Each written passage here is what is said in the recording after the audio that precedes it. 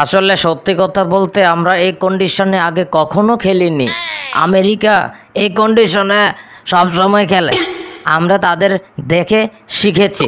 আমরা পরের ম্যাচে ঘুরে দাঁড়াবো। সুপ্রিয় বন্ধুরা, বাংলাদেশ হেরে গেছে। তোমরা যারা খুশি হয়েছো, তোমরা আরেকটা বিষয় জেনে খুশি হবা। এই যে মিরাজের ডান্সটা দেখো, বাংলাদেশ হারিয়ে যাওয়ার পর সে কিভাবে ডান্স করছে।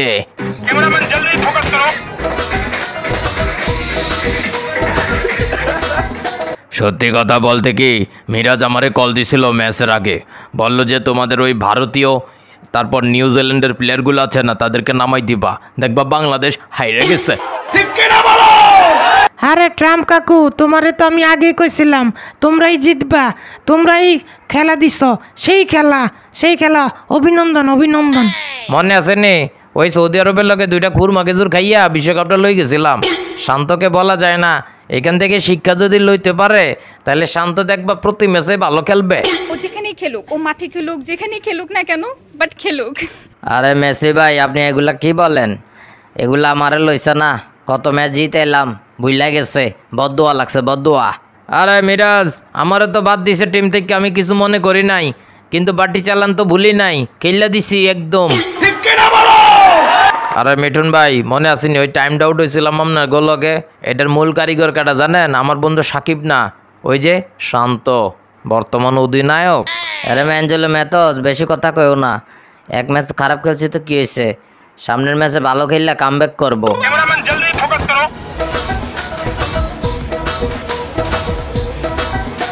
আরে বেটা, তুই লাস্ট নয় ম্যাচে কিতা খেলছস আমি জানি তো বেটা। তুই যা খেলা দিছস বেটা, বাংলাদেশের মান সম্মান ইজ্জত লই সিনিমিনি খেলছস। সমস্যা কিতা তোর? আয় আমার কাছে, টিপস দিয়ে দিমু। আরে ভাই, আপনার টিপস আমার লাগতো না, আর আমার ফর্মুলায় আমি এই চিন্তাও করি না। সামনের ম্যাচে ভালো খেললা সবাই তাক লাগাই দেবো।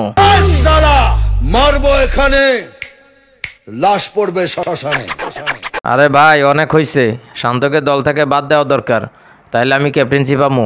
ক্যাপ্টেন্সি পাইলে আমিও ভালো খেলবো, প্রতি ম্যাচে খেলতে পাইরাম। কথা কি ক্লিয়ার না ভেজাল আছে?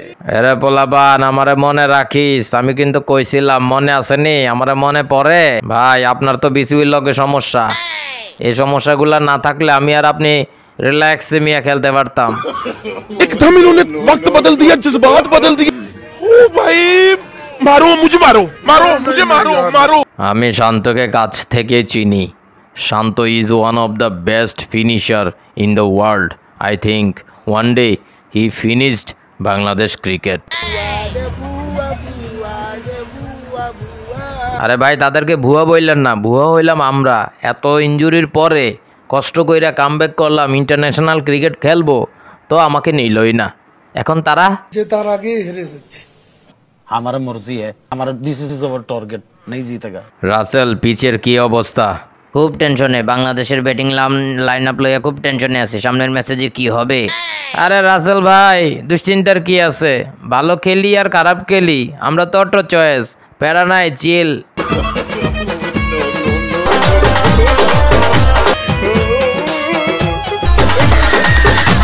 অযোগ্যরা যখন যোগ্য জায়গায় যায় আর যোগ্যরা যখন মূল্যায়ন পায় না, তখন দলের অবস্থা এরকমই হবে।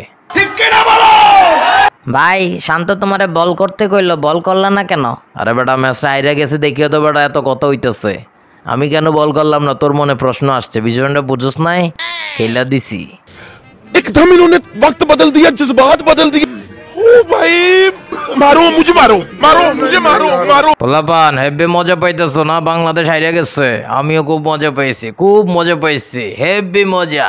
সো যারা মজা পাইছো কমেন্টে জানাও আর ভিডিওটা শেয়ার করে দাও। আর হ্যাঁ, পরের ম্যাচে জিতবে না হারবে সেটা জানাতে ভুলবে না।